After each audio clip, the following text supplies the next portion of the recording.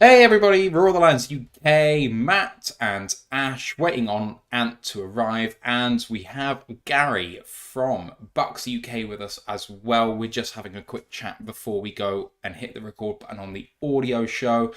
Thanks for joining us, Gary, although I will say that again in a minute. How are you? My pleasure. Yeah, fine. Thank you very much. Pleased to be here. Yeah, we're very pleased that you're here because we need Same. some expert knowledge on a team that is hard to read, maybe. Yeah. Well, I think you need to get somebody else on then if you want expert knowledge. Just want to give a shout out to the guys in the chat who are in the house. So Mile Marker 301, Marcus, Namers Breaks, Miss Harley Quinn, Frog Crop, Carlton Wood in there as well. There's a few more of you who haven't said hello. If you want to shout out, come say hi. We'll do our Q&A as we normally do at the end of the show. So if you want to raise a question for us, make sure to @ the channel in the live chat and I'll put it in our prep doc for later. I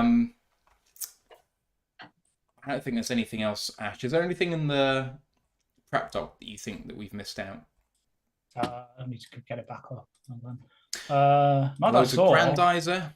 Not that I saw. That pretty much everything I've got in my article that I did earlier is in there pretty much. So yes, good. I read it again, and you go into such spectacular depth. I'm like, sorry. oh my god. I was like, you know what? I'm like, I just sit there and the stats is calling to me. I know. I'm reading average depth of target versus yards per attempt, and I'm like, yeah. Why are they different? What am I missing? And then I'd lose myself. So your average depth of target is for every target, that's how average it is. Yards per attempt is how many yards he completes per the attempt he gets. Right. Okay. So what? Like one's basically right. Yeah. If you completed every pass, is how many air yards he'd have. Yards per attempt is how many yards has he got averaged over how many completions he's got. So it's effectively adding in yak and it's taking away incompletions. Adding in incompletions. Okay. Adding in incompletions, yeah. I'll make it. Next week I'll make it a lot clearer. Hopefully add another 500 words to explanation of every stat. We've also got Brian Shook in the building. Says, "Hi Gary, nice to meet you. You seem lovely, but the Lions team hotel this weekend is Todd Bowles' front porch." Oh God! For goodness' sake! Right. Thanks, Brian. He's a character, Brian. Bobo Lance in the building saying hello from Melbourne, Florida, who's one of our regular viewers. I don't know where Melbourne is, Bobo. It's not anywhere near Tampa, is it? Potentially. You're not going to the game? Joseph Austin's in the building says, yo, the best Lions content on YouTube. Appreciate you. And Shook says, you guys can beat the Wings tonight as long as we can beat the Bucs tomorrow. Deal Tampa? ? I didn't realise the Wings were playing. Why did you think I had this on? I knew. As for Melbourne, it is opposite Tampa. So if you pretty much draw a line from Tampa going eastwards, and then go up slightly, you get up to Melbourne. It's about 2.5 hours drive based on my rough knowledge of Florida geography. Bobo says East Coast near the middle of the state. So there we go. I was about to say I don't know what the Tampa ice hockey team is called, but I was like, Lightning is calling to me, and I was right. Lightning. So yeah, there we go. Right, I was going to stall a bit for Ant, but he can just join us as and when, I guess. Let's get our Discord link in.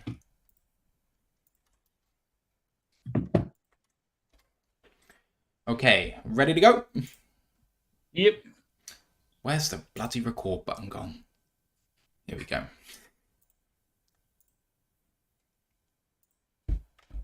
Recording in progress. Welcome to another edition of the Roar of the Lions UK podcast, episode 223. Get ready to meet your Baker. My name's Matthew Turner alongside Ash, Ant to join shortly, and we're joined by a very special guest from the Bucs UK, Gary Botley. How are you doing, Gary? I'm doing very well, thank you very much. Fantastic. Pleased to be here. Really glad that you are here because we need some help to break down this game. It's a team that a lot of people didn't fancy, and you guys are 3-1 and belying all expectations. So we are here to break down why and what and how. But first, we're going to go through a little bit of our preamble, as we always do. And our Discord channel is going great guns at the moment. So a link is in the live chat in YouTube and Twitch. If you want to join us, do click on the link. We'd love to have you in there. Chat all sports all through the week. And then obviously during the game, it's a hotbed of fun as well. College Football Podcast happened on Wednesday, I think. And the guys broke down the week that was and look forward to the week that is now happening right now. So if you haven't listened to it, you want to hear the preview, what the guys thought of the games currently in progress, you can do that now. Don't forget to like the show and sub to the podcast. You know what to do with all of that. I won't bore you with it. Herman Moore, he has put together Lions Nation Unite. It's the best way to get to your Lions content. They've got a Facebook group now, facebook.com/Lions Nation Unite. We're there, Micro Mike's there, Dose of Dion, and all those guys that you love. So go and add the group there. And we're a Twitch affiliate, YouTube monetized. We've got a tip jar, so if you guys want to show some appreciation in that form, that would be fantastic. But we have launched our merch store as well in the last couple of weeks. So if you want to rep us at all, I really don't know why you would, but you know, if you do, then the store, the link is in the live chat as well. Okay. Bit of news to start off Lions related before we break down Lions at Bucs. And Alex Anzalone has announced his parents, who were on holiday in Israel when everything broke out, has announced that his parents are headed home safely, which is really great news.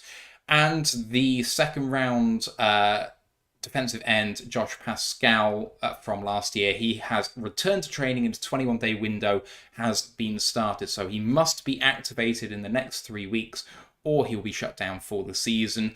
He is not apparently going to play on Sunday, although it's looking quite promising for Baltimore next weekend. So we'll monitor that closely as it happens. Right, Lions at Bucs. Pro Football Reference has you at an expected win total of 2.5. So with 3, they think that you have been slightly above what they would expect. And looking at this game in particular, Bet365, they have the betting at the moment. 8-5 on for the Lions, 7-5 for the Bucs. Lions favoured by 3, over under 42.5. And on the injury report, Lions are hammered. I mean hammered. Branch, Gibbs, Jonah Jackson, Mitchell, all out. And Sam Laporta is questionable, but Taylor Decker and Amon-Ra St. Brown are good to go. For the Bucs, a basically entirely clean injury report. Shaq Barrett questionable with an illness. He missed the last 2 days of practice, Thursday and Friday. And the linebacker Anthony Nelson is doubtful for the game. But everyone else who was listed on the injury report, they are a go. On injured reserve for the Bucs, centre Ryan Jensen, wide receiver Russell Gage, and running back Chase Edmonds, which are reasonable misses. I know that Chase was going to come in and be that kind of power for you guys, and that kind of obviously went down pretty early, and Jensen's just a sorry story over the last few years. It seems like it's been banged up quite a lot, which is a real shame. I'll stop there before going through your starters, Gary, but 3-1, expected 2.5, but still not the favourites at home, and the Lions are really banged up. Let's talk briefly at the sort of top level of how the Bucs have got here, and just about whether you think that sort of betting line seems to be fair for you guys. Yes, probably. I mean, they don't get much wrong, do they? The betting companies. I'm just happy they're 3-1. That's all I can say, really. And in terms of, you know, the last 4 games that you've had, you've beaten 2 NFC North teams, and you've beaten the Saints, and you've lost to a really good Philly team. Do you think that, I mean, is this where you expected to be after 4 games? You know, the Vikings, perhaps the expectation was they'd be a lot better than they were. The Bears are not, but, you know, never mind. And then the Saints, we talked about the NFC South before we hit record, that it's maybe not the strongest division in football, but the Saints seem to be kind of rolling a little bit, and we'll talk about that game in more detail as your last one before the bye, but is 3-1 a fair reflection of your season so far, do you think? I think it absolutely is, yes. I know a lot of the pundits had us, you know, going down the toilet, quite frankly, before the season started. I fully expected, and I'm not just saying this, I fully expected us to be 3-1. I had a sneaking feeling that we would beat Minnesota. I was very confident that we would beat the Bears. And I was at that game, and it was nothing like as close as the the score suggests. We beat them comfortably. In my heart of hearts, I thought we would lose the Monday night game against the Eagles. I was at that game as well, and again, that game wasn't as close as scoreline suggests. They absolutely battered us in every department, quite frankly. And then I was also at New Orleans 2 weeks ago, the last game they actually played, and the Bucs played really well. And again, that was a game I thought we could win, and I'm absolutely delighted that we did, because it was a heck of a performance. It's a hell of a stretch for you being out in the States. How was it going to the games, and how was Raymond James Stadium? Because I know that teams seem to travel well to Florida, shall we say? That's an understatement. Yeah, the teams from up north travel really well. Obviously, if they're going to pick a game to go to, it's going to be a game in a warm weather stadium, warm weather state. The Bears fans travel in numbers. There's obviously a lot of people who've retired down to that area as well that originally came from the northern cities. So the Bears fans travelled really well. The Philly fans outnumbered Bucs fans, I would say. It was incredibly sad for me as a Bucs fan of best part of 40 years to see Raymond James Stadium just alive with green shirts. This is how bad it was. On the way in, queuing to get in through the gates, the Philly fans were chanting, "It's a home game. It's a home game." And you know, that's their 12th man. And if you can go to an away stadium and have a 12th man like that, conversely, New Orleans, that was 95% full of Saints fans. But it didn't do them any good, and nothing gave me greater pleasure than to see Baker Mayfield kneel down on the last play of the game to win the game, as all the stands at that point were empty because all the Saints fans had gone home at that point. Ant has joined us now as well, so I'm going to be chatting to him and Ash in just a minute. I'm going to go through the depth chart for Tampa Bay and then just throw it to the guys to kind of chat generally about the starting group for Tampa. So Baker Mayfield, as we've discussed, is QB1, backed up by Kyle Trask. Running back, led by Rachaad White. 1,000-yard rusher last year? Well, nowhere near. Yeah. Running game last year was dreadful. I can't remember the numbers off the top of my head, but it was in the 500s. Oh, okay. And he can catch the ball as well, so he added a few more there. The running game this year hasn't been a great deal better, if I'm honest. The biggest problem is we haven't broke any big runs. You know, we're hitting 6-7 yards and the occasional 10-yard, but we've not yet had a 30 or a 40-yarder. And that pads the stats, obviously. Absolutely. I don't know what I was looking at. 771 all-purpose or yards from scrimmage last year. So there we go. 500, 200, roughly. Something like that. Yeah. Okay, wide receivers. I mean, obviously, this is what we're talking about when it comes to Tampa. Mike Evans, Chris Godwin, Trey Palmer, and Devin Tompkins came alive in that game against the Saints as well. Tight ends, Kate Otten. Offensive line, Tristan Wirfs, the spectacularly good left tackle. Matt Filer, Robert Hainsey, Cody Mulch, and Luke Goodecki, who I'm sure people in the state of Michigan know very well. On defense, Kalijah Cansey looks like he might make his second start of the year after going down in game 1. Vita Vea and Logan Hall. Outside linebackers, Joe Tryon-Shoyinka and Shaq Barrett, backed up by my draft crush from the year just gone, Yaya Diaby. And the inside backers of Devin White and Levante David, backed up by a guy we like to have Pitt, I think, Savossier, I can't say his name, Savossier Dennis? Yeah, I can't say it either. And then the DBs, Jamal Dean, Ryan Neal, Antoine Winfield Jr. and Carlton Davis, and then Zion McCollum, who I don't know, I thought he was a starter for you, but ESPN seemed to not list him as a starter. Kayvon Merriweather seems to be a name that I recall as well, backing up you guys. Kicker Chase McLaughlin and punter Jake Kamada. Boys, I'll come to Ash first because I've not really talked to you much at all since we started. All right. that starting 11 on both sides of the ball looks pretty solid. I mean, the pass catches, the offensive line, fearsome front seven, good DBs. It's an all-around team.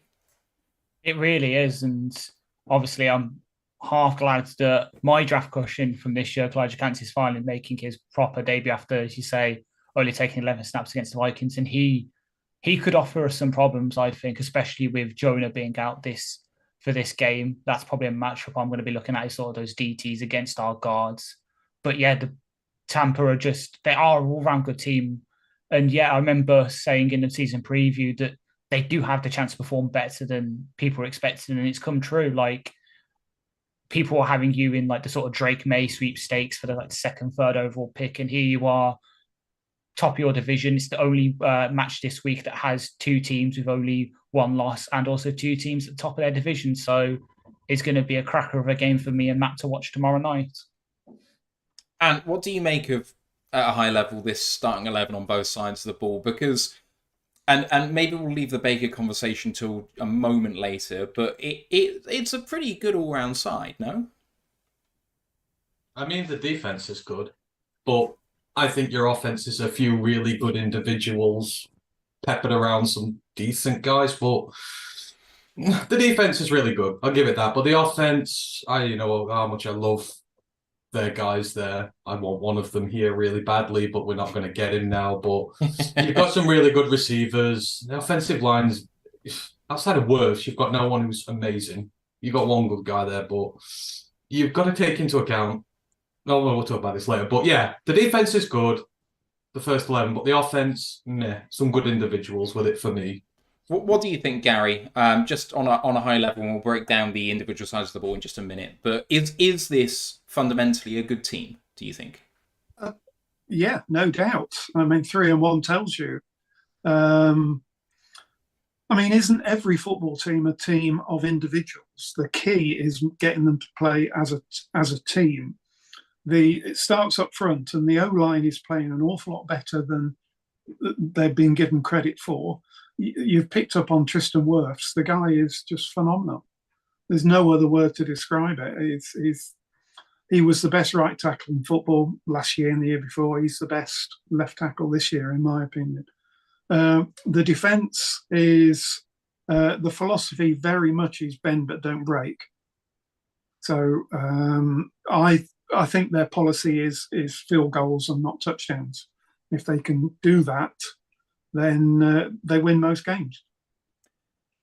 Generally, it's quite interesting to have a look at the difference between PFF and DVOA when it comes to ranking your team. Overall, PFF has it 20th, DVOA has 14th. Offense, 11th for PFF, 18th for DVOA, which is sort of there or thereabouts. But here's where the real difference lies. PFF has the defense at 24th in the NFL, which I think is odd, frankly. Whereas DVOA has you 6th. I don't think I've seen a bigger discrepancy between those two metrics for any team ever, and I realise that maybe it's just a different way they rank things, and it's a small sample size, which causes some divergence there. But I just thought it was worth noting that there's two very high-profile metrics that rank the same thing very differently. But I'll turn my attention to the offense and the individual players at work. Baker Mayfield, 87 completions on 125 attempts. That's just a shade under 70%. 7 touchdowns, 2 interceptions, 101.5 passer rating, 70.1, quarterback rating and PFF grade 76.7.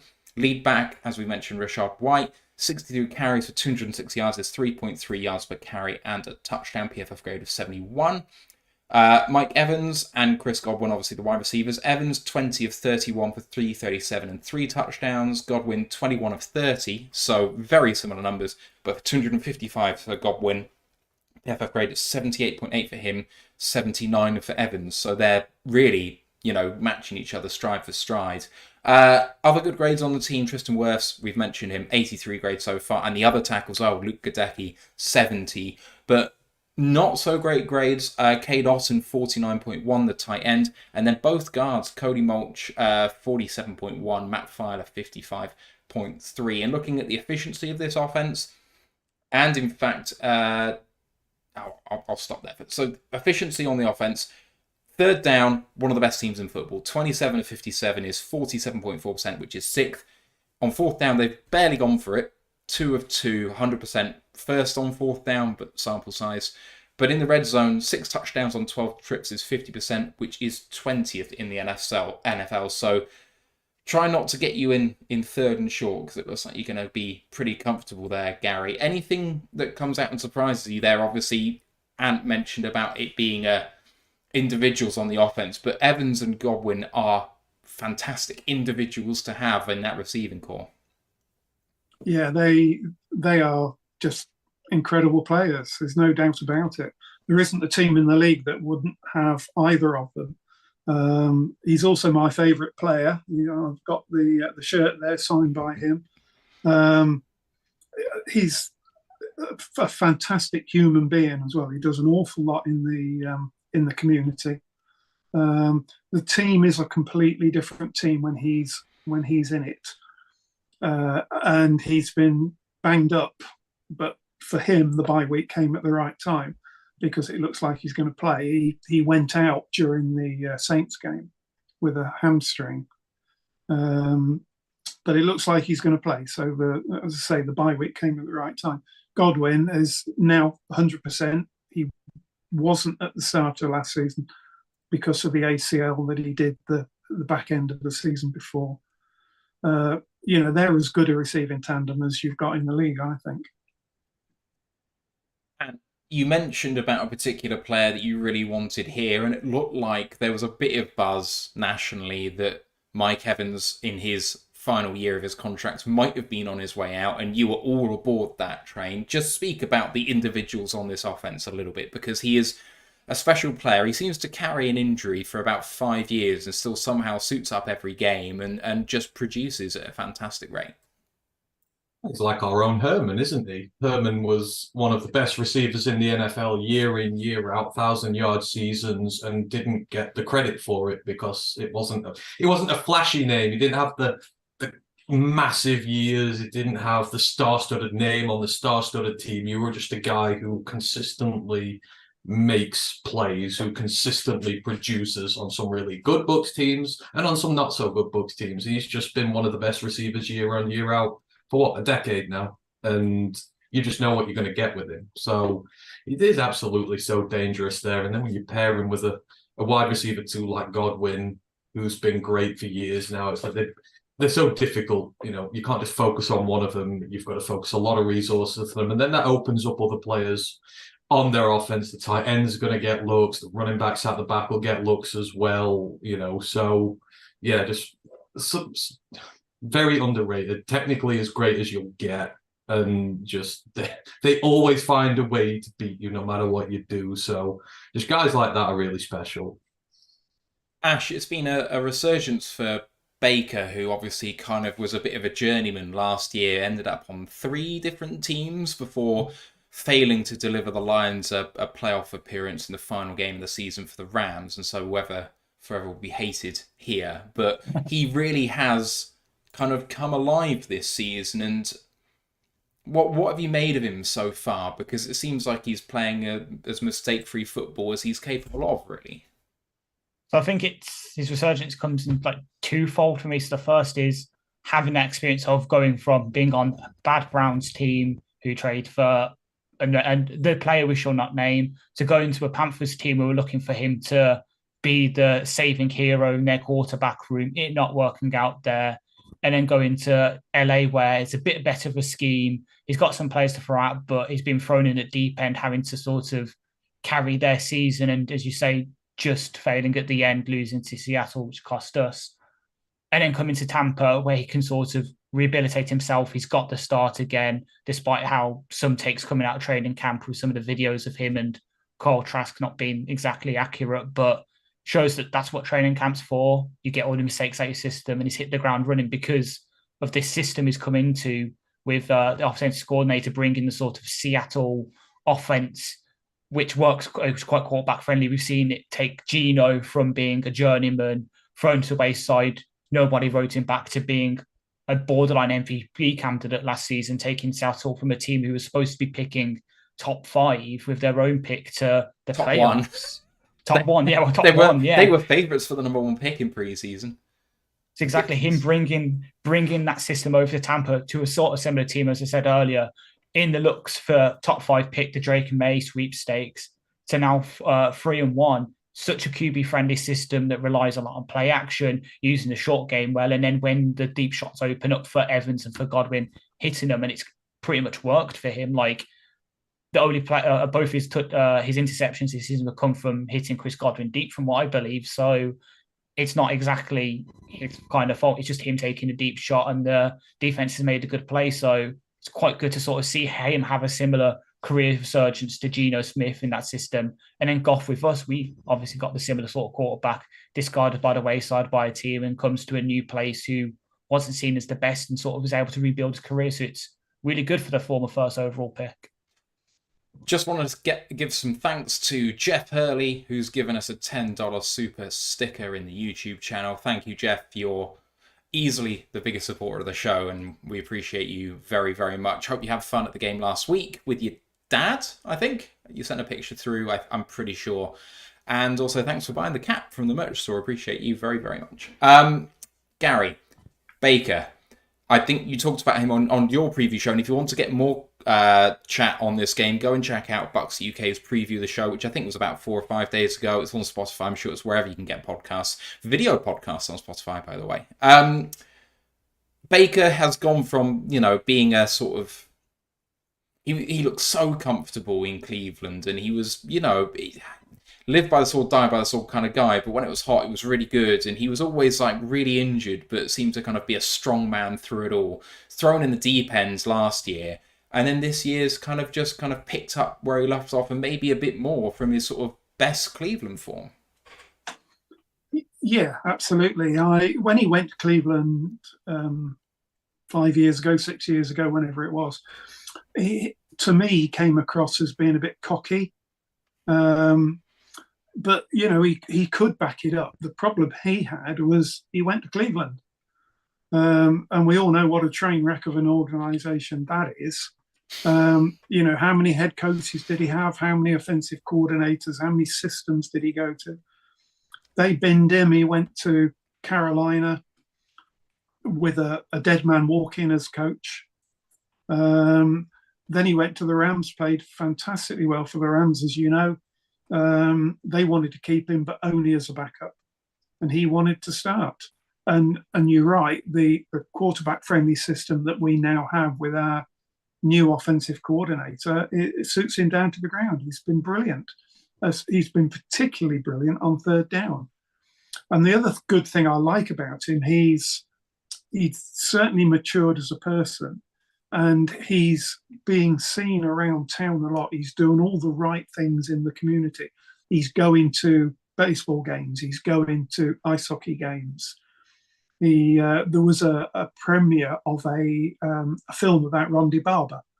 It was on while I was over there a few weeks ago, and he was there. He was sitting 5 rows in front of me. So he's doing all the right things. He straight after training camp, he took the offensive line to the Bahamas to play golf. It's fantastic what he's doing, and he's backing it up on the field this year. I'm delighted that we've got him, and I'm delighted he's playing as well as he is. And I'll throw you the Baker question as well. I mean, he kind of went up and down last year, but it has been a great start to the season for him. Yeah, there's not really a lot more to add. He's playing well and good for him. It's kind of like Goff in a way. People thought he was done, forgot about him, a lot of disparagement. And, you like to see these guys fight and prove people wrong. And he's doing well. And, he's carrying that offense at the minute. He's doing really well. In lieu of no run game, they're asking a lot of him, and he's delivering with it. So, you've got to give him props. And I was just going to touch on that afterwards, Gary. The run game is an interesting one. And to your credit, you haven't gone away from it. But 3 yards a carry average is not up there with the best of the NFL. What is happening with it? And I mean, it's still opening up the play action for you. And I'll come on to that in the Saints review that I'm going to do a little bit later. But it seems like that is the most efficient way that you operate in play action, which means you kind of need to stay committed to that run. But Rashad White, 3.3 yards per carry, and the other guys, the newbies, are about 1.5 yards a carry each. It's not setting the world alight. It's not. The running game has been pretty woeful, if truth be known. They've had a lot of runs that have been stuffed in the backfield. So of course that's lost yardage. So that clearly affects the average. As I said earlier, they haven't yet hit a long run. If we'd have just hit one or two 30, 40 yarders, then that 3-yard average is at 4.1, 4.2, and everybody's thinking, well, the running game's great. But they're just, for some reason, it's not going. Whether it's bedding the new system in, whether it's having a rookie right guard and a guy at left guard that they brought in from the Chargers, I think it was. They expected to have Ryan Jensen. And what an animal he is in the middle of the line, but we haven't got him. We've got the same guy as last year, Robert Hainsey, who's doing the job, but he's not Ryan Jensen. So we'll get it going. It's just going to take a little bit of time. All right, let's move on to the defensive side of the ball, and led by Vita Vea, the fearsome beast of a defensive tackle. 3.5 sacks on the season, 13 tackles, a forced fumble, 5 quarterback hits, PFF grade 73.6. Outside linebacker Shaq Barrett leading you guys on that side as well. Interception for a touchdown, a pass defended, a sack, 9 tackles, 5 quarterback hits, PFF grade of 75.5. Devin White, inside linebacker, he's also got an interception, 2 passes defended, 26 tackles, a quarterback hit. His grade 53.8. I think that is a sort of story of him as a sort of blitzer who really kind of does make things happen, but also potentially gives things up too. And maybe I'm wrong, we'll come on to that in a sec. And safety Antoine Winfield Jr., who is a force of nature. 4 passes defended, 2 forced fumbles and 2 fumble recoveries, 2 sacks, 31 tackles, 3 quarterback hits, PFF grade of 80.7. Other good grades in there, the cornerback Zion McCullum, 73, and poorer grades, 2 defensive tackles in here, Logan Hall, 46, and Green, 39.9. In terms of efficiency, on third down, exactly the same stats as your offense. And since the offensive was really good stats, it's not so great. 27 of 57 is 47.4%, 29th in the NFL. On fourth down, giving up 3 of 5, which is 60%, and that's 21st. But then, you mentioned bend, don't break, only giving up 3 touchdowns on 11 trips to the red zone, which is 27.3%, which is the second best grade in the rank in the NFL. So incredible when it comes to red zone defense. Gary, I'll come straight back to you. This has been sort of, for me at least, the identity of the Bucs for the longest time, and Brady maybe changed that temporarily, but White and Winfield when he's come in, and Vita are just the sort of linchpins of this team, have been for some time, and continue to produce for you. Yeah, absolutely. That's very much the spine of the defense. And bear in mind, Todd Bowles, the head coach, is a very defensively minded coach. He was a lights out defensive coordinator. They pride themselves on stopping the run. They had a bit of an aberration there against Philly, but then who doesn't? Philly ran for about 200 yards, I think. But it is that bend but don't break. I mean, they're not scoring. Teams are not scoring an awful lot of points against us. So, as I said earlier, if you can hold them to field goals and not touchdowns, then you've got a sporting chance of winning the game. Ash, this defense, for me, the better side of the ball for them. They stopped the run very well. They've blitzed very heavily so far this year, and it has seemed to, bear fruit, especially when it comes down to the red zone, and, they don't have to cover so much field. It's going to be a hard nut to crack. Yeah, 100%. It was when I did the review article, I was trying to think about how can we beat this defense, because, you have good players anyway. So Anton Winfield Jr. is such a good safety, do it all, as you said, does the pass defense, does run defense, blitzes as well, does everything. He's kind of in the mold of what we want Brian Branch and CJ GJ to be what we wanted them to be for us. Fortunately, both are out for this game. But you're just able to do it all on both free safety, strong safety, slot corner, everywhere. Just talent. So it is going to be hard, but you're going to have to do the hard slog. It's not going to be like the past couple of weeks where we have had those big explosive plays. We might get them occasionally, but it's going to not be as often as we had in the past couple of weeks where we scored like 35, 40 plus. We are really going to have to use David Montgomery, use Craig Reynolds, use Amon-Ra in the short game, instead of trying to hit those deep plays, just sort of dip and dunk, take what you give us. And then if we go into those lot further longs where you can blitz, you can really use those packages that Bowles likes to use.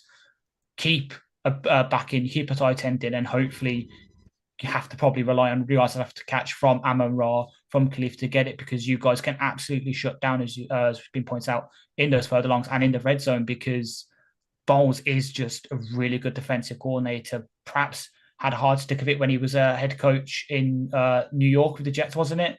Where he had a bit of dysfunction on the offensive side of the ball, just couldn't really get it going, and obviously got tossed, and you guys picked him up. But since then, he's found his groove, I think, just sort of being a defensive guy, and then when Arians is gone, sort of picking up the slack. So I am fearful of this defense, but at the same time, hopefully with Goff being PFF graded quarterback number 1, Amon-Ra back from his abdominal injury, Laporta hopefully saying he's going to be able to play, and with the elevations just happening, it's looking likely because we haven't elevated a tight end. We should be able to hopefully make some plays to keep ourselves in this ball game, because if we let your defense clamp us down, it could be a long goal game for us. And they do blitz a lot, but the problem with that is, of course, it leaves that big wide open space for the tight end, sort of 7, 8, 9 yards down the field. Travis Kelce-esque, he's pass master at catching those sort of 8, 9 yard passes. And because we blitz a lot, the gap is there for that to happen. So, your tight ends could have a field day, quite frankly. Greg Olsen used to do it for the Panthers against us every game. He'd always get 100 yards, and he'd get them, 10 catches for 100 yards. And I can see your guys doing the same. So I'm hoping the Laporta isn't going to play. Oh, God. This defense is quite something, right? I mean, 17 points per game allowed so far is a pretty good tick, even through 4 games. But it is fiery, shall we say, like we've just been discussing, blitz heavy. But in the red zone, those stats can't be denied. 27% is an incredible way to conduct your defense. Right. Okay, I'm going to be done buttering this team up. You two can do it if you want, but they have played precisely one good offense this year. One. And it decimated them. Eagles have shown us exactly what we need to do in this game against them, which is run heavy, run hard, and it opens up the rest of the field. The Bucs have feasted this year on stopping opposition runs. I mean, what was it? Madison got 35 yards. Camara got 51 yards. Herbert got 35. They stop the run, and then that forces team into 3rd and long, and they feast off that. But quite frankly, that's 3 bad offenses. And you yourself have said this. You've said the Vikings are frauds. You've said the Saints are frauds. I know what your thoughts are on them. They've played one good offense in the Eagles, and they couldn't hack it because they couldn't stop the run. They got carved open. And those secondary guys who get those picks, suddenly they've got to come up and defend the run. They've got to do the dirty work in there. And those guys on the 2nd and 3rd level have proven incapable of doing it. On paper, it is a good defense. And yes, there are a lot of good players on here, but you are making, this is 4 games into a season, and they've played one good offense. Stats are stats as long as they want to be, but they are swift here. They have not played enough top-level offenses for this to be what is going to be the whole theme of the season for them. I've seen what a good offense can do against this defense and how they do it. So, yeah. If they stop us running, we're in for a long old day because we've seen 3 other teams come in full. But I also know what our team is capable of here. And coming up against us, the way we play, we're set up to have a go at them. We really are, because that's the way we play. We use motion, we get out to the side, we run it down the middle, we do what we need to. We're tough and we're physical. And the one team that's done that so far is side through them. So I'm not ready to crown it yet. I think we can do a lot of damage against that defense. I was going to come on to the matchup in just a moment. So we will very much talk about how our offense matches up against their defense in just a minute. But I'm going to fade that in favour of just talking about the Saints game just for a minute. The last one that you just played before the bye, Gary. And I've got lots of notes here, and trying to amalgamate it into some overall points is kind of difficult. But it was very clear that you guys were operating out of play action, and it's the best part of Baker's game. You know, I think, as far as I could see, you were actually passing the ball quite a lot more than I expected, given that everyone was saying you were sticking with the run. That Baker out of the break is just so fast now with how precise he is, that he was actually dropping back very particularly quite often not straight, and kind of with the pocket moving, he was kind of dropping back on a 45-degree angle sometimes, which I found quite cool in that they were doing that, because I don't see us doing that particularly much. We end up using bootlegs and stuff like that in arc motion, whereas he was going back straight line. But that his passes were on time, timing-based offense. Wide receivers were doing their bit, and yet it was an interesting one because you guys put on some points quite late, and actually for a while this was a ball game, and the Saints had opportunities to work, and I think that Carr really missed some big throws. There was a couple down the field that he kind of just overcooked that probably should have been hit by a better quarterback, and he's just really not found that rhythm right now. So you were there. I mean, you said that you felt like you were decisively the best team out there, but it seemed like scoring was difficult until late. Not difficult. Difficult's the wrong word. You did score, but I don't know. There wasn't a lot of it until quite late. There wasn't, but bear in mind, we were in New Orleans. It was a very, very hostile atmosphere. You know, they're not as bad a team as people are making them out to be. Carr was banged up. He'd done his shoulder the week before. And I have to say, I was absolutely overjoyed that he played, because it would have been Jameis Winston otherwise, who I'm another big fan of. That's his jersey right there that's covered up, and will be while he's a Saint.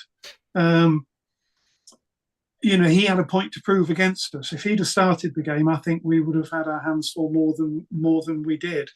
Baker is very good at that play action, as you know. He's very good at throwing accurately on the run. And the other thing he's doing extremely well this year is avoiding sacks. He's sort of ducking out of sacks. He did that 2 or 3 times in that game. So, you know, I take the point that we haven't really played anybody other than the Eagles, and they were very, very good. There's no doubt about it. But they've also got, you know, one of the best quarterbacks in the league, and you know that that Jalen Hurts is going to take off if there's nothing open for him, and Baker has been doing that as well. So it's one thing I was delighted to see, because for the last 3 years we might have had the GOAT, but he was a statue. Absolutely. Some other bits and pieces that I kind of noted was that the Saints seem to kind of have good success in pressuring your offensive line. The blitz pickup seemed to be struggling a little bit. The interior of the offensive line were giving up quite a few pressures through the middle. Is it going to be a problem with your offensive line in the interior? Because those tackles have played well, but it does seem like a lot of pressure comes up through the middle, and it is Baker often scrambling, which he clearly can do, but against teams that are strong in that middle of their defensive line, is that potentially a weakness for you guys? Yes, I think that's fair comment. I think the weakest spot, for me anyway, on our offensive line is the centre. He's a converted guard or tackle. I can't remember. They pressed him into service last year when Jensen got hurt in training camp. We've got a rookie right guard who came out of a Division 2 school, and they're still, you know, he's still growing. Luke Gadecki at right tackle is only in his 2nd year and barely played last year, and when he did, it was at left guard. So he's now back in his natural position.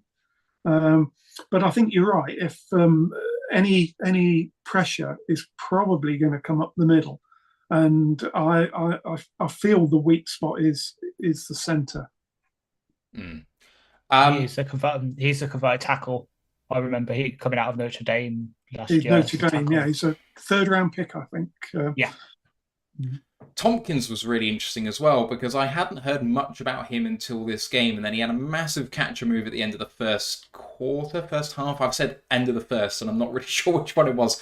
And then he had the touchdown late on a scramble drill where he did some great work. So depth wide receiver also coming alive, which I thought was quite cool for you guys.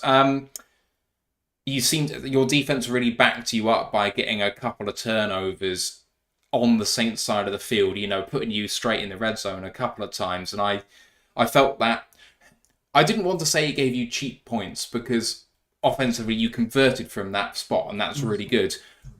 It does mean that this defense is going to be one to watch no matter where you are on the field. Even if you've got, 80 yards to go, you're still going to be coming. And it's something to fear, because, ball security has been fine for us so far this year, but as Ant said, with the sample size, it's only 4 or 5 games. So, your defense is going to be tough. We've talked about that already, so I won't throw a question at you there. But key matchups then.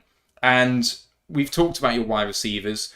It's time to talk about our cornerbacks, folks. And Evans and Godwin, I presume, are going to be coming up against, Sutton for one. And then, depending on where Godwin aligns, it might be Jerry Jacobs, it might be Will Harris if it's in the slot, because I presume that Will Harris is going to continue in his role with Branch being out. So, Ant, I'll come back to you straight away. This is going to be a tough ask for our DBs. Sutton's gone about his business. Jacobs has come alive the last couple of games. Will Harris had his first good game in... Anyway, so it's a tough matchup. Oh yeah, it's the best pair of receivers they'll come up against all year. As a tandem, 1-2, the level of quality they're coming up against, it's very difficult. So, it's going to be incredibly tough for us. But, there are ways you can help. And the ways that you can help is you don't give them the favourable situations to throw the ball to them. And this Bucs team cannot run the football. So you keep them back, you keep them third and long, you keep them in positions where Baker's not able to hold on to it to be able to throw it to these guys. And that's how you help our DBs out there, because it is a mismatch. Even I'm not going to sit here and say that it is, because they're just two really great wide receivers.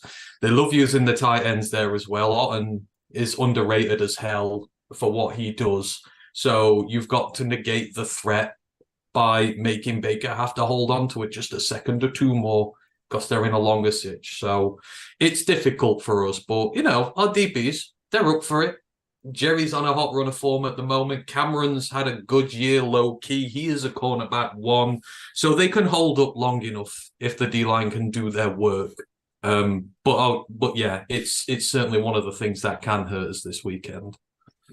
Ash, DVOA has our defense 3rd in the league right now. PFF in coverage has us 11th, but in total defense we're 7th. Can we hang with these wide receivers? We're ranked favourably, but it does feel like a slight mismatch. Well, the reason for that is we've basically faced the exact same kind of players and the exact same kind of scheme and performed poorly in week 2. This is basically a redo for Aaron Glenn against that Seattle offense. Well, and as I put in my previous article, the good news is, good news in a way, but it's also unfortunate news. It's the fact that James Houston's on IR, so Glenn can't stick him on a tight end on a 3rd and long to cover up a seam to give up a 25-yard reception. Hope this is really a get-right game for Aaron Glenn. He made those mistakes week 2 against Seattle. It's going to be a poor matchup, unfortunately, for Jerry, because either he's up against Mike Evans, who's a big physical receiver like DK Metcalf, or he's going to be up against Chris Godwin, who is going to be like Tyler Lockett, can flip his hips easily. And unfortunately, those are the two things that Jerry seems to struggle with, is the flipping of the hips and tracking a tall receiver down deep. So it's going to be a hard matchup for him. But hopefully, Glenn's learned we can shade over Kirby or Tracy over that way, so you can sort of almost bracket Mike Evans or Chris God, whoever Jerry's got. But then that's relying on Cam Sutton to do his thing. And can he do that against number one, basically a number one side receiver without any help? It's going to be a real tough test for our secondary, especially, as we say, without Branch, who's been the real star back there, out for another game. So rather having to rely on Will Harris, who I'm probably the highest on this panel. I do like Will Harris. He's a good starting corner, but if he's going up against Chris Godwin, it's going to be a hard day. And then Tompkins is an absolute blazer. There's a reason that he's doing so well, not only on offense but special teams. He's your returner. He's basically the Bucs version of Khalif Raymond. And can Will Harris handle that kind of speed? We'll have to wait and see. So it is going to be a really tough test for the back end, but hopefully with the revitalised front end we've got with Hutch just being the absolute madman he is.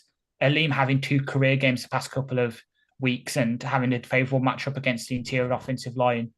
Kamish doing his usual self, being the most underrated defensive lineman who no one absolutely talks about in the league. We do have a chance to maybe force some pressure to ease the load on the back end. Gary, I don't know how much Lions football you've seen. I remember from the preview show that I watched of you guys a few days back that I don't think you've watched the most Lions football ever, but no. Wide receiver wise versus RDBs, I mean, I guess you would kind of favour your guys over many DBs in this league. I would take Mike Evans over any DB in the league, quite frankly. It's been mentioned how physical he is, 6'5". He can still run. Whether he's going to be able to run quite as much this game because of this hamstring, but I would take him over any DB. I mean, he's had some battles with Lattimore for the Saints over the years, some physical battles as well, because he's been suspended a couple of times because of what they got up to on the field. He bossed him in the game 2 weeks ago. There was no doubt about it. Lattimore wasn't in it. And then Mike got the hamstring, so that put pay to that. I'd also, Devin Tompkins, you're right, he is an absolute blazer. He's tiny, he's about 5'8", I think. The touchdown he scored against the Saints, he actually admitted afterwards that he messed up. He ran completely the wrong route. And he went, whichever way he went, he shouldn't have gone. But he saw Baker moving to the side and raced to the other side and made that absolute circus catch to score the touchdown. And the other guy you haven't mentioned is Trey Palmer, who was a late round draft pick this year. And he has been lights out as well. All he does is catch balls. Throw and get it to within sort of 3 or 4 yards of him, and he'll catch it. So he's, if you do manage to slow down Mike and Chris Godwin, then, that just frees up Trey Palmer and Devin Tompkins.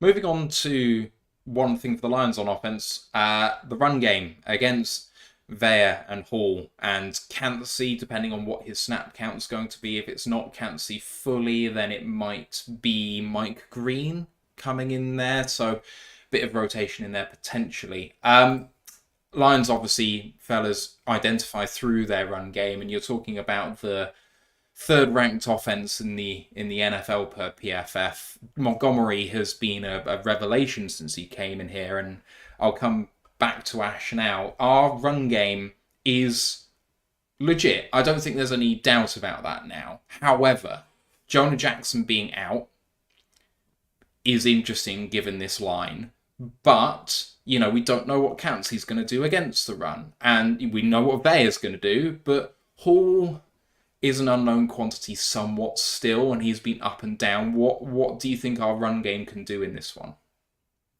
I think we can get some joy at least. So Montgomery is just a force missed tackle machine. Like, people don't think it, they just think of him as a sort of big bruising power back, but that man can run through tackles, make people miss in the open field. He'll have an absolute field day, hopefully. Again, he's on the run of 100 yards and 1 touchdown the past 2-3 weeks. Hopefully I continue again this week. And then obviously the big miss is obviously having Gibbs out with his injury, Bam going to IR just with his shoulder injury.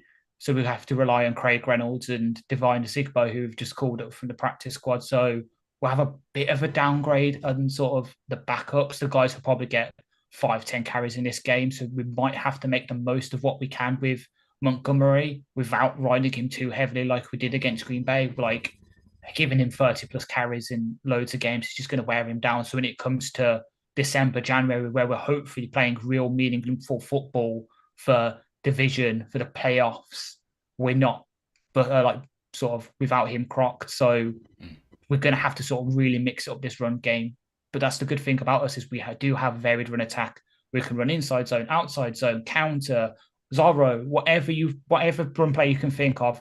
We've probably got at least one kind of that play in our playbook. So we're going to have to mix it up, make it hard for the Bucs to key in on what we're doing on the run game. So they can't really do run blitzes. They can't really send Devin White right through the right gap at the right time.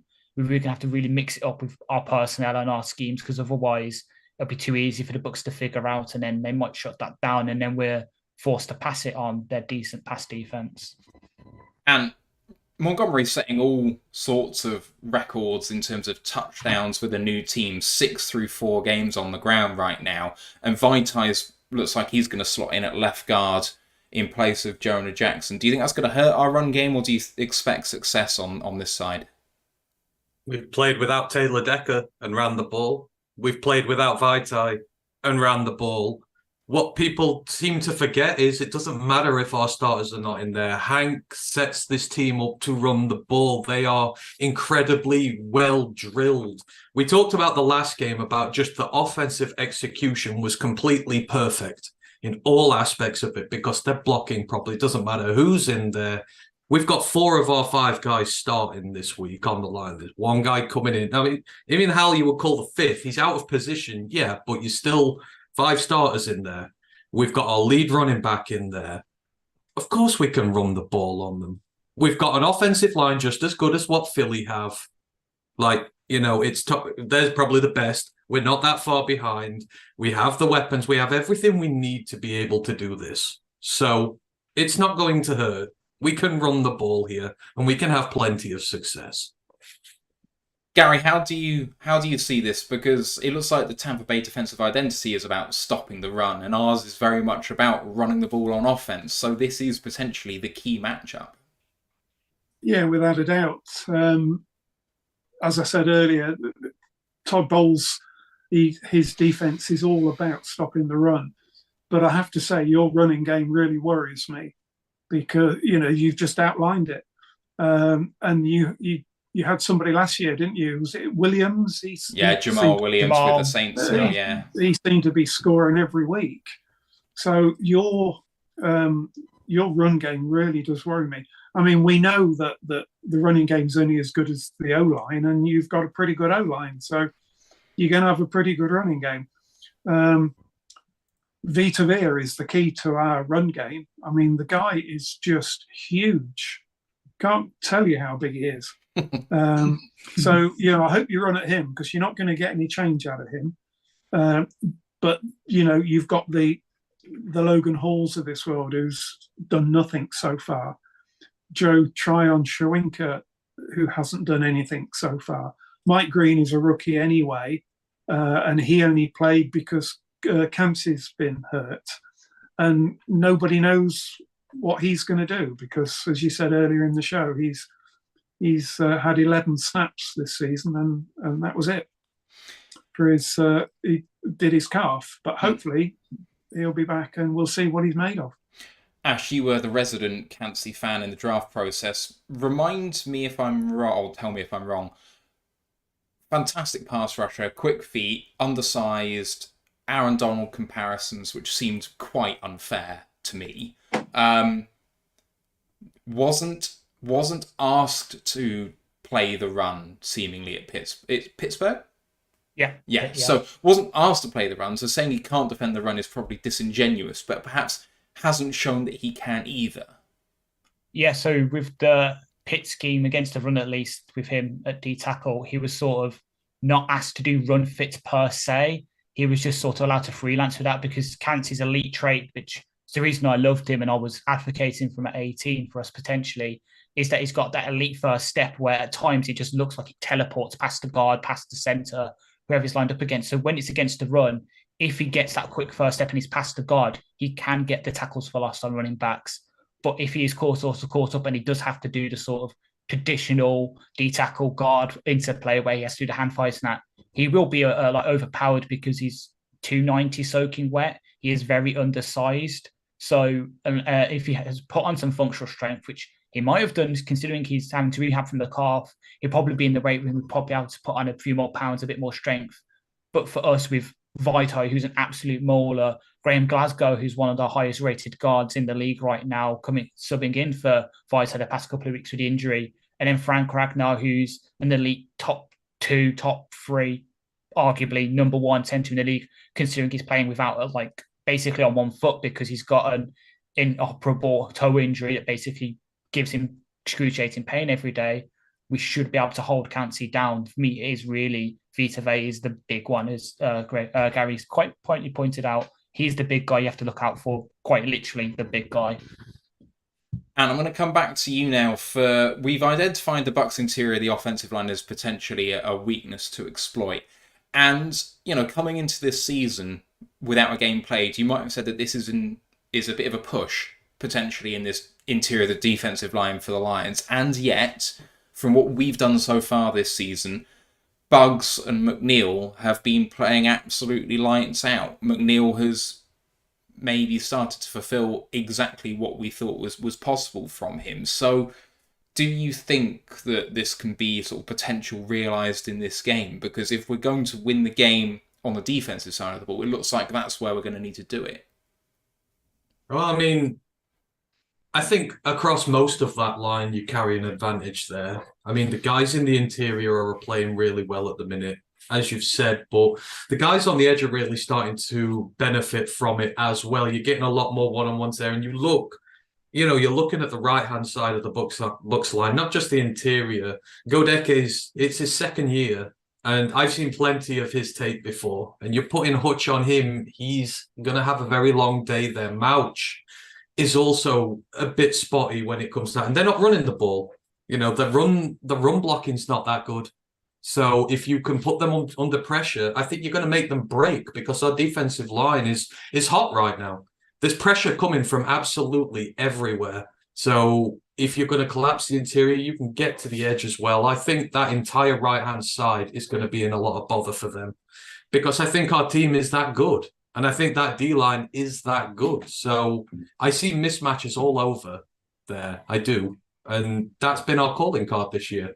The trenches have been winning on both sides of the ball decisively, outside of the Seahawks game, obviously. But I think it is a big match in our favour, all along the right-hand side of that line. Gary, what do you make of this? Let's just go O-line versus D-line in totality. We've talked about the struggles to run the ball, but you keep at it. But pass protection seems to be a bit better. Our interior especially have really picked it up. But outside of that, as Ant's mentioned, Hutchinson leads the league in pressures this year. That's a tough matchup. But even having a look at the other side of that line, Wirfs is going to go up against guys like Pascal isn't going to go, but players like John Kaminsky that Ash has mentioned, no one knows who he is, but he seems to rack up pressures every single week. Romeo Aquara forced a safety last week, which wasn't called, but, never mind about that. We've got Julian Aquara back. Several edge... Charles Harris is in there as well, former first-round pick. He's got 16 pressures on the year as well. Yes, he's a fantastic left tackle, but we're going to have several guys to rotate and keep fresh to throw at him. That's still going to be a tough matchup, I think, for you guys. Yeah, I'm sure it will be. But, you put who you want against Tristan Wirfs, it doesn't bother me at all. They won't get any change out of him. I hope they line Hutchinson up there against him, to be honest. I'd love to see it. Well, wouldn't we all? I mean, they did actually line up against each other in college once. I'm sure they'll put him against Godecki at the other end. And of course, I don't know if you saw the quote from Godecki this week, and he did a press conference and he said that he's already played against people better than Hutchinson. Now, I'm not sure that's the most sensible thing he's ever said and done, but that's what he did. He was talking about Cam Jordan and Hunter, the guy at the Vikings. That'll be the problem. But Tristan Wirfs, put who you like against him, I don't care, because Tristan will sort him out. I hope you put Hutchinson there, but I don't think you will. I think he's got a little bit. He just travelled a bit. So last time I looked, I think he's 50% on the right tackle, 30% interior, 20% on the left tackle. So 20% of snaps, that's still going to be decent little watch on the second viewing through, just watching those battles. But yeah, unfortunately, he will be going up against Gadecki and Mouch for the most part, because he just sort of line up on the right-hand side of the offensive lines. It's just how our scheme is, I think. And that really worries me, I've got to be honest. He's a game wrecker, isn't he? He really is. That spin move is elite. You know, you can mention him in the same sentence as somebody called Watt or somebody called Bosa. You know, he's right up there as one of the best. Ash, how do you see this matchup in particular? Our D-line versus their O-line. How do you think it's going to go? As Gary's quite rightly points out, whoever we put up against Worths, be it Harris, Julian, Kamish, whoever, they probably are going to get shut out. Like, Worths has been elite since he's come into the league. I think he's only given up 2 pressures this year, both of which were hurries. We're not going to get any joy up against him, so it's going to be a game of sort of attacking everywhere else but Worths, sort of, instead of trying to put up our best against their best just to prove a point, put our best against their Worths and sort of let Worths do whatever he wants to do on that left-hand side, but then from left guard inwards, just attack there, because Worths, unfortunately, as superhuman as he is, he can't block 4 players at the same time. He probably could block 2.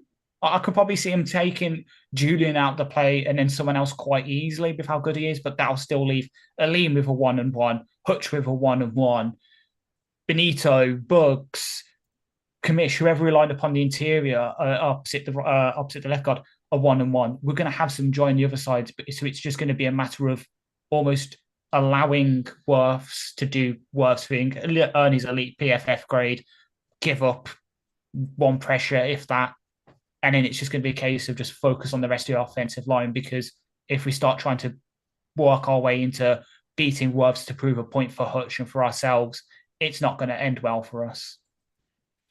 Let's move it on to the last one, which is the Lions' passing offense against the Bucs' passing defense. And it's going to be a really interesting matchup, because you've got a guy in Josh Reynolds who continues to just perform week in and week out, taken off the scrap heap, off waivers from the Titans only 2 years ago, and bailed us out last year in some tough spots, but didn't have a remarkable year, brought him back, and, you know, especially when Amon-Ra goes down, but pretty much throughout the season, he's been pulling out these 80 to 100 yard games and looks like he's playing for a new contract, to be quite frank. And then Amon-Ra St. Brown is back and fit. There's no designation on him even this week. He's not questionable. He's definitely playing, and he could have played last week too, but he was resting ready for this one. So, you know, you're talking about PFF's number 2 wide receiver from last year in Amon-Ra, and then Reynolds ascending. You've got JMO back as well. And all of that's strung together by having PFF's number 1 quarterback in the NFL so far this year. He's having the best year of his career so far, which is weird to say considering that he's been to a Super Bowl. And it's not like he's played mistake-free football. He's had 3 interceptions, one of which was a pick 6. I think I was away for it, but I'm pretty sure that was a thing. So in spite of having 3 interceptions on the year, he's still the number 1 ranked quarterback, which really goes to show you quite how well he's been performing. And the deep ball has been there too. You know, he's not shied away from that either. So this pass attack off the back of the rushing offense has hummed all year. And it goes up against a back 4 or back 5 from the Bucs who, you know, they're blitzing, and it's going to give you, well, pressure in the face. So can Goff handle that? But if he can, then he's going to have these receivers who can run really great routes, create separation.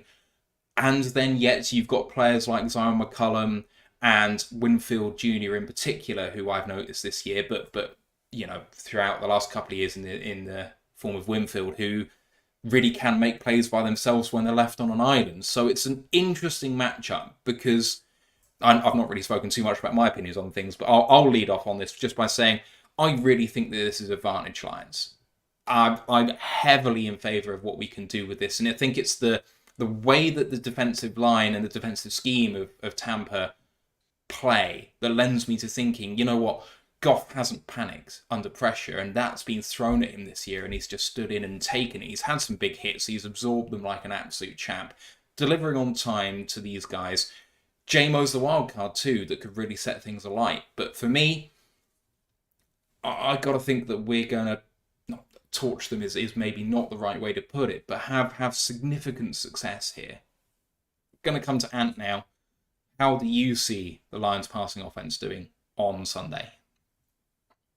I think we're going to be just fine. And it's not just because you're putting the passing offense against the passing defense. Again, when you're using just stats and stuff like this, you're taking out into account where these stats have come from.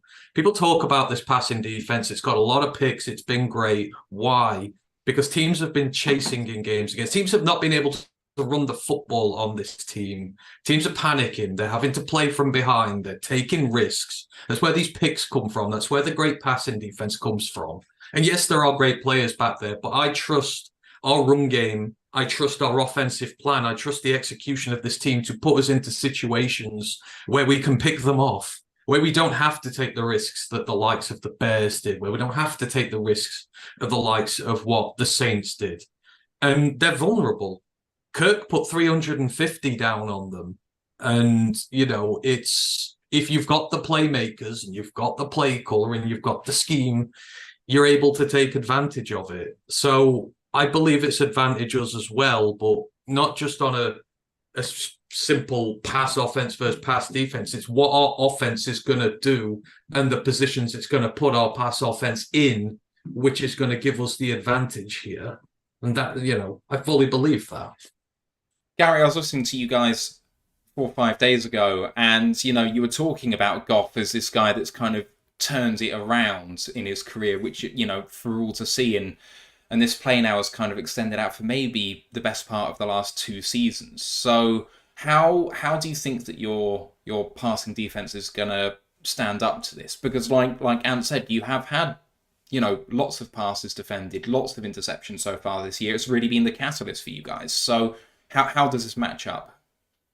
Yeah, they've really put an emphasis this year on taking the ball away. I think they've set themselves a target of 30 takeaways, and they're certainly on target to meet that. So 2 a game effectively. Goff is interesting, isn't he? He's finally found a home and he's got some talent around him. So he's playing the game, the football of his life at the moment. Every time I go on our podcast and we talk about this subject, I always say the same thing. The passing offense is only as good as the quarterback. So if the quarterback's lying on his back, with a 300-pound lineman on top of him, then he can't throw the ball. So you've got to get to him. It's as simple as that. If I said earlier about the fact that we blitz and that leaves the short pass open, what it also does is it leaves the quick guys, the wide receivers out wide, one-on-one. And the advantage, I think, is always with the receiver in that situation. But the wild card, if he doesn't blitz, is Winfield Jr., who has been fantastic. Against the Saints, he was absolutely everywhere, did everything. He was just brilliant. So I wouldn't disagree that in terms of the passing offense, you've got the slight edge over our passing defense. But it all depends on whether we can get to Goff or not. Ash, how do you see it?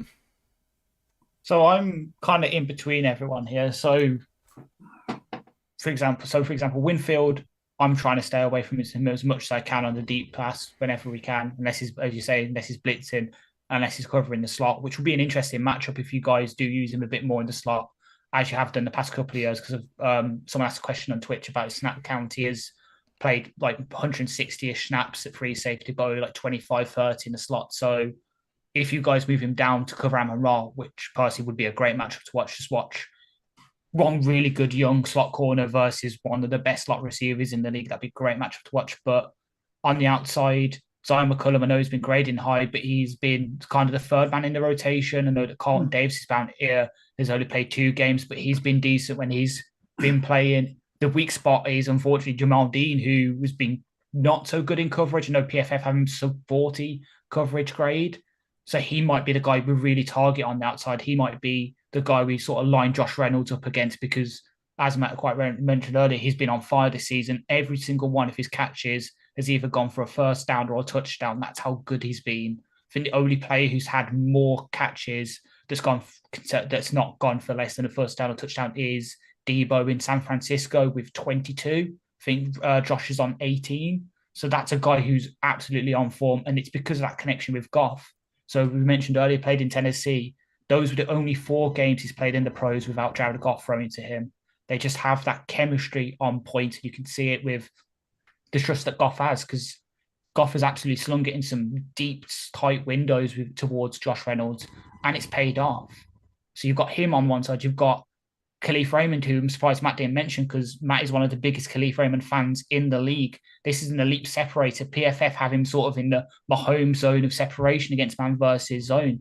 He can absolutely, because of his speed and his shiftiness, his size, he's able to get open. So we have a load of weapons to maybe get that separation. But it's just, as you quite rightly pointed out, Gary, it is about resisting that pressure with the injuries on the offensive line, because if Goffs get clean, he can absolutely deal it and we will be able to move the ball. But if you guys start exploiting whoever's coming in at left guard, be it Vaitai, Glasgow, Dan Skip, who've elevated, Courier has only played less than 150 snaps in the pros over his 2-3 years in the league. If you guys start exploiting that, start maybe exploiting Decker's ankle injury that he's probably not 100% still back from, that held him out for a couple of games earlier this season, you might get some joy. It might be a similar situation to your offensive line versus our defensive line, where you sort of let Penei Sewell do what he can does what he does on the right hand side. He'll probably shut down Troyan Katrinka or Shaq Barrett, whoever lines up against him. He will probably shut down because he's been that good. But then from him onwards, you might get a bit more joy. So it might be a similar situation where whoever wins those trench battles on both sides wins the game. It'd be one of those sort of scrappy physical games, which would be great to see. 2 more things to cover here. So matchup thoughts in terms of the keys to victory and score prediction. And Gary, I'm going to come to you for keys to victory. And the way I like to frame this is by imagining that your team has won the game. And you look back at the game and you go, well, this was the method. This was the way it happened. So if you're imagining a Bucs victory on tomorrow, on Sunday, how did it happen? What did you do effectively to get there? Well, we did what we haven't done particularly well all season so far, and that's run the ball. We broke off 2 or 3 long runs, and we avoided turnovers. And they've avoided turnovers really well so far this year. And on the other hand, we've taken the ball away quite a lot as well.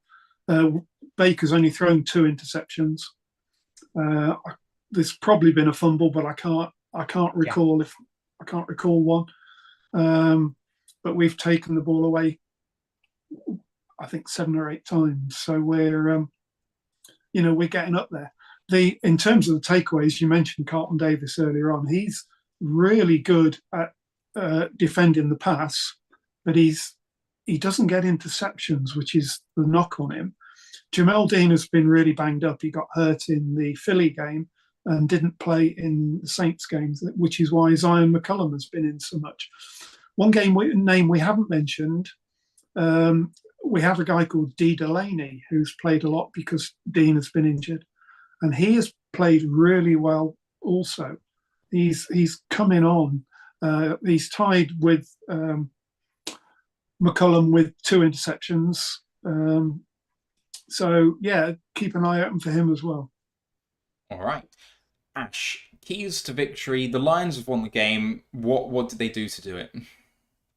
We stopped the run because that makes the offense one-dimensional. We're able to sort of force you into 3rd and longs, get Aiden and that going, to pin their ears back, get at Baker. So stopping the run on our defense. And then in terms of our offense, double Vita Vey, make sure he does not take over the game, because if he starts getting joy, it'll be a long day for us. And then use JMO.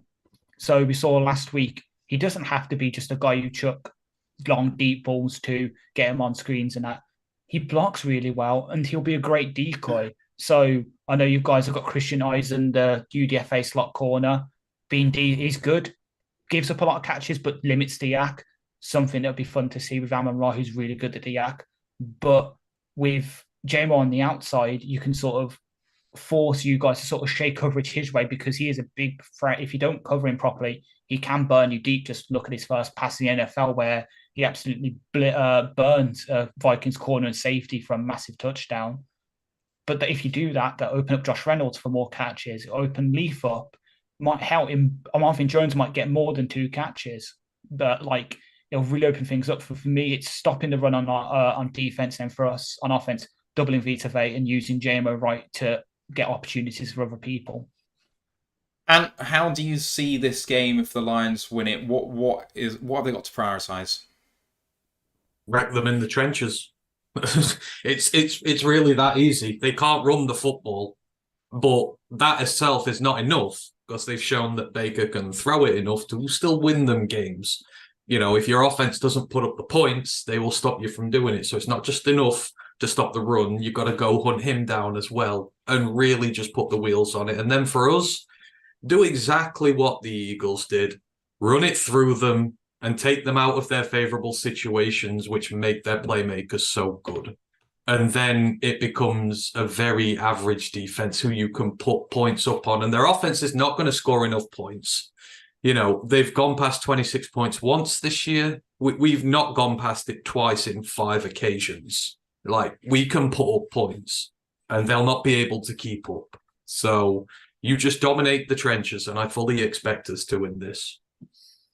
For myself, I want to see us play with the lightest box as possible. I want to see us dare the Bucs to try and win it on the ground. I know that seems like it might play into the hands of them, because, you know, if they can run the ball, then that play action rolls and, you know, we might be in trouble. But I don't want to see them passing the ball early and kind of coming out to an early lead. And to prioritise that for me, I want to see us go with, I don't know, 5 in the box, 4 in the box.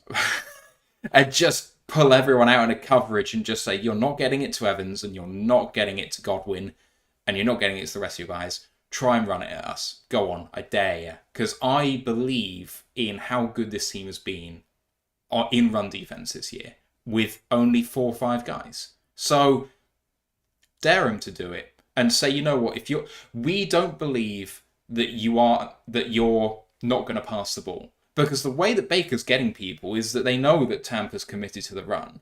And so he comes out of his break on play action. There's a guy wide open on a timing route. Well, just don't let that happen then. Like, it's not that hard. Especially when they're only running for 3 yards of carry. Like, just believe in yourself a little bit. And if they do pull off a 20-yard play, it's one play.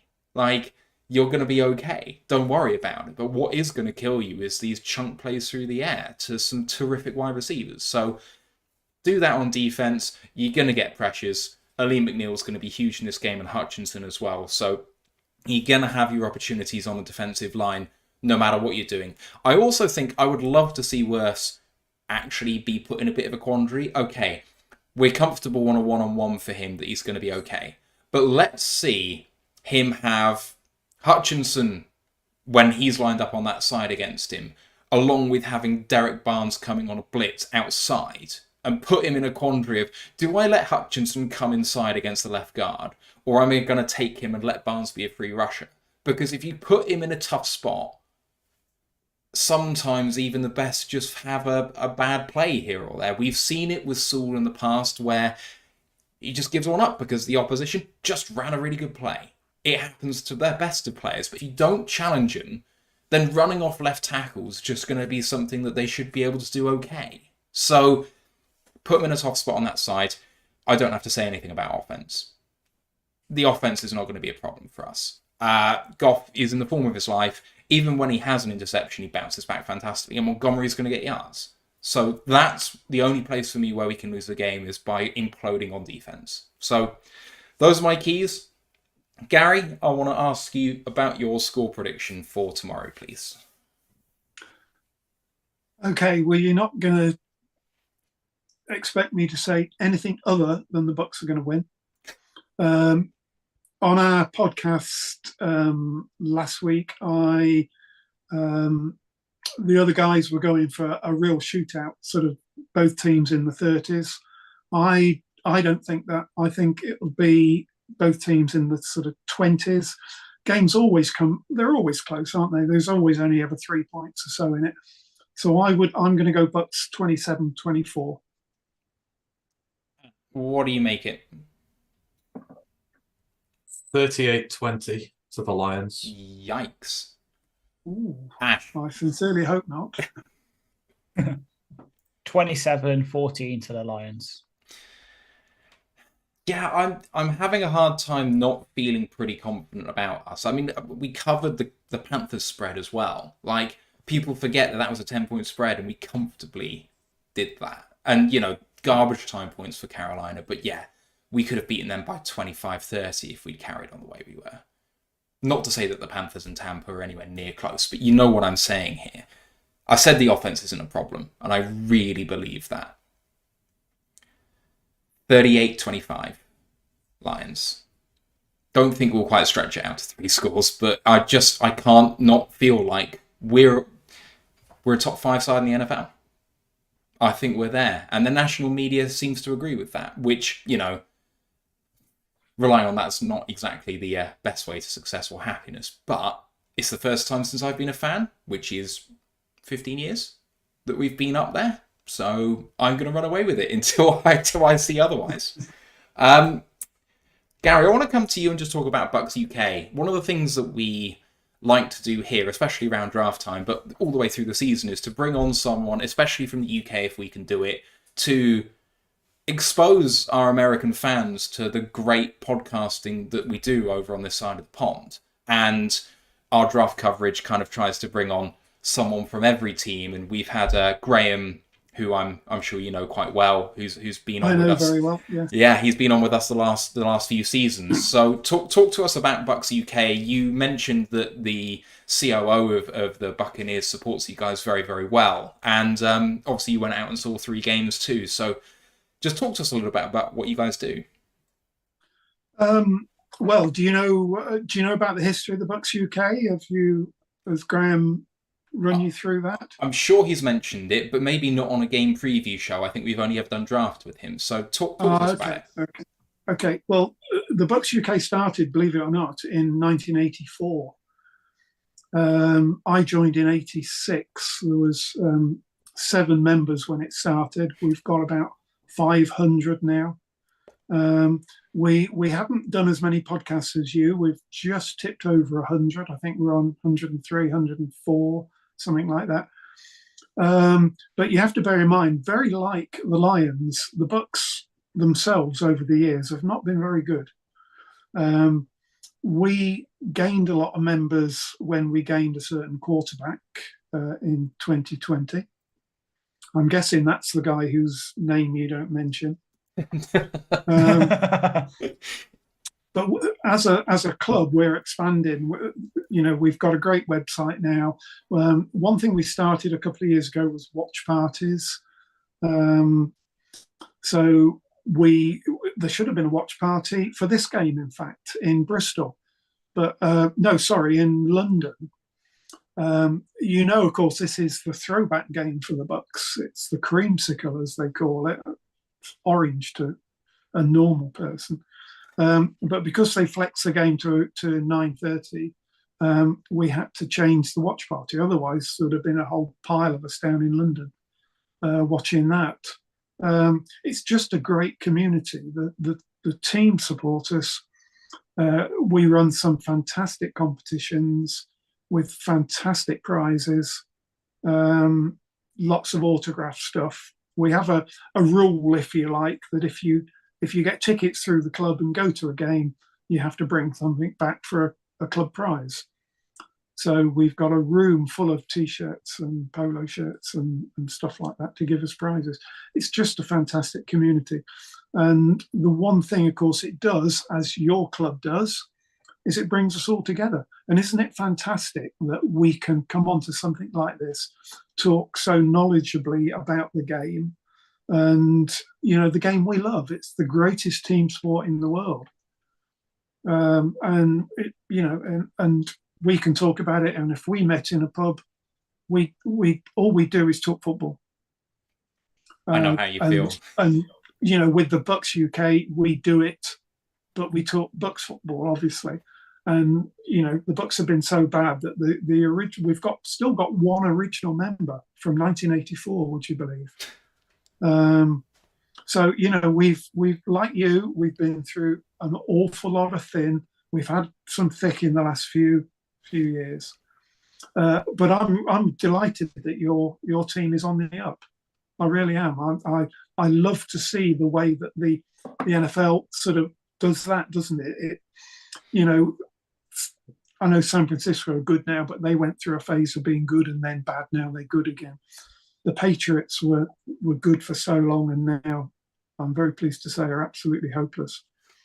And your team is very similar. You haven't been very good for years and years and years. It's fantastic to see you on the up. I just hope you have a really bad game tomorrow.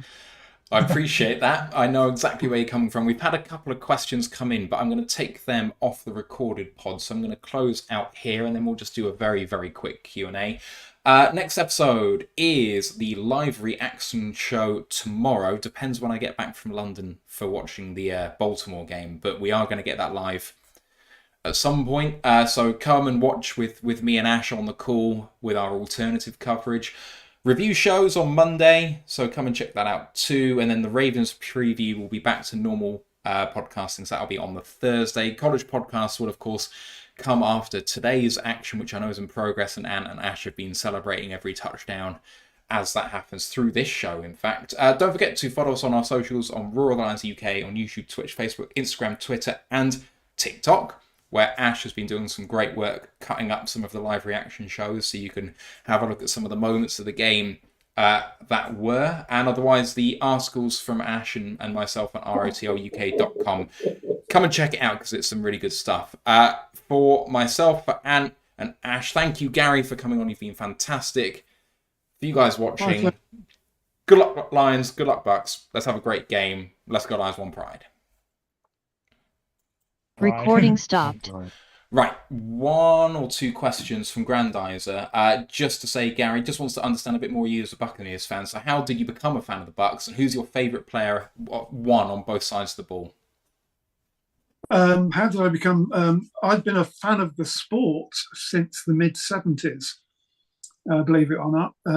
My parents went to Washington and bought me back a Redskins, as they were then called, cap. Zero coverage at all, but I'm still a fan. Channel 4 started in 81, I think. That's how the sport became popular. In 85, I went over to Florida to meet a friend. She took me to the Bucs in Tampa. They played the LA Rams. The Rams won. I've hated them ever since. And I then did that thing that British sports fans never do. I switched allegiance. I became a Bucs fan on that day in October 85, and I've loved them ever since. Best player, favourite player on either side of the ball, Mike Evans, without question. On the offense, he's probably my favourite player ever. Of the current team, on defense, it's got to be Winfield Jr. The guy is phenomenal. I just love him to bits. He's not very big, but my goodness, he's a player. He can play for sure. What about from history, from like early on in your fandom? Are there any players that you might remember fondly? The first game I saw in '85, James Wilder was the running back. He, again, so underrated, incredible player.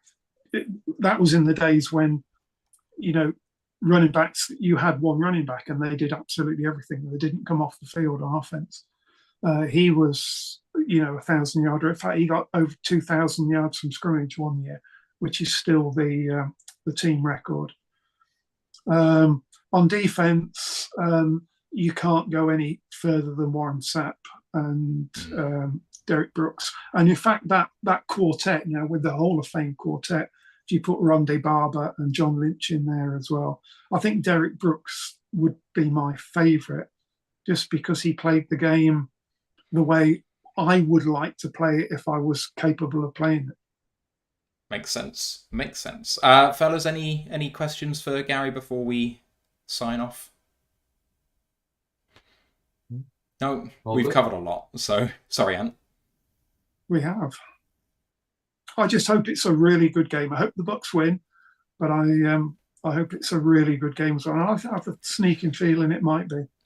It's going to be really interesting to see how many Lions fans go because, as we talked about, obviously people have travelled well to Raymond James, and especially from where Detroit are from, roughly speaking, our division had travels well. But we've travelled well to historically places so far this season where people don't travel well to. So like Kansas City had like loads of fans there, and where else was we travelled really well? It was Packers, Lambeau. was it? Lambeau. We took over Lambeau. No one does that. So in a place that seems to be, I don't know, I don't want to say a little bit easier to get tickets, but like Lambeau never sells out to away fans really. And we've done that. So I've seen video of plane after plane after plane of fans go into Florida, never mind the fans that already live there. Like with Philly, could it be a home game for us? Maybe not that far. Yeah. But like Well, I have to say that's a bit of a worry for me as well. I'm really hoping that because it's a throwback game and they're really, really excited about that for some reason. I don't understand why. There's no orange shirts for sale anywhere because they've all sold out. I went to get one. I couldn't find one. Do you because like they're all it? sold out. So a lot of away fans buy tickets from Tampa season ticket holders who sell the tickets individually. I'm hoping because it's a throwback game that they haven't done that and they've kept their own ticket and they're going to the game. So I'm hoping that Detroit only have 11 men and not 12. There we go. Flinttown and Dan saying, just like the ski masks. Oh, God. We might do that. So there was a thing on game 2, was it? Yeah. It was against Game two, Seattle so- where loads of fans got the idea from Chauncey Gardner-Johnson of buying these blue, I thought they looked like balaclavas to be frank, but They are balaclavas. It came from the after the game against Kansas City. He did a live on Instagram with a blue balaclava on, so that became like a big thing for us. like they've sold We lost out in the game. Detroit, these stupid blue Oh, balaclavas. they sold out over thousands here of as them. well. They sold it over here. I had to buy it off eBay. It's sitting in the cupboard waiting for the end of the season where I've said I could finally put it back on when we qualify for the playoffs. So you might see a crowd just totally covered in blue and you can't see their face, which is going to be a really weird sight. Well, I hope they don't do that in Tampa because it was roasting hot when I was there, and that was only a couple of weeks ago, so it would still be nice and hot. Yeah, I heard it might be 80 degrees or something like that, which I'm not sure what that is in Celsius. 27. I don't think you want to wear apparently. a balaclava, do you? In that? Potentially not, but there we go. Right, I'm going to call it there. Gary, thank you for staying on with us for so long. Really appreciate your time, and good My luck pleasure. tomorrow. Thank you very much, and good luck to you. All right, fantastic. And thank you everyone for watching as well. We're going to can this now. I've got an early start for London tomorrow, and I've got an early start for work the next day, as well as a late finish for the game. So it's going to be trial by fire for me. So we're going to end it there. We'll see you for the live reaction show late tomorrow. Bye for now.